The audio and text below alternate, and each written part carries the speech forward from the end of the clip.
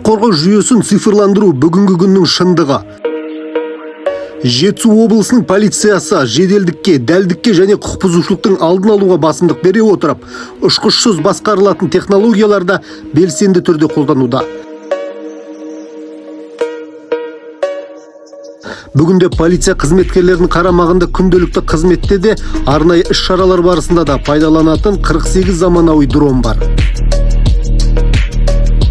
Ұшқышсыз аппараттар қоғамдық тәртіпті қамтамасыз ету кезінде де кеңінен қолданылады.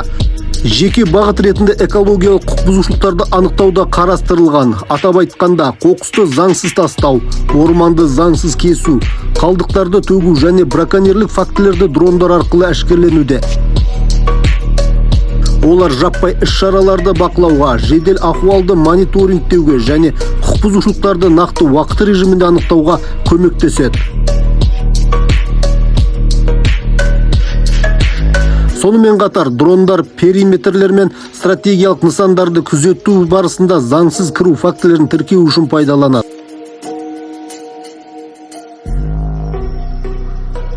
Негізгі бағыттарының бірі жол көлік оқиғаларын тіркеу. 500 метрге дейінгі биіктіктен дрондар жол көлік оқиғасы орын алған жердің егжей-тегжейлі фотоматериалдық карталарын жасайды.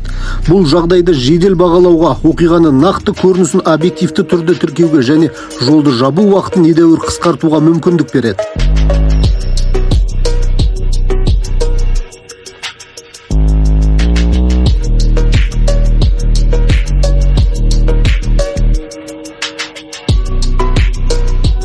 Жылу бейнелеуіштерімен жабдықталған аппараттар құқық бұзушылықтарды түнгі уақытта және жету қиын аймақтарда да анықтауға мүмкіндік береді.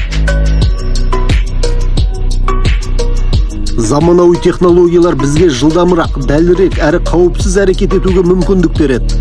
Дрондар бұл жай ғана техника емес, азаматтардың қауіпсіздігін қамтамасыз ететін тиімді профилактикалық құрал.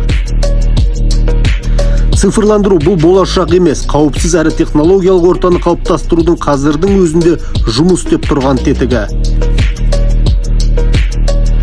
Қазіргі таңда облыс аумағында дрондардың көмегімен 232 құқық бұзушылық анықталды. Алайда олардың басты мақсаты алдын алу. Әуе арқылы бақылаудың өзі азаматтарды тәртіпке шақырып, құқық бұзушылықтың тәуекелдерін едәуір төмендетеді.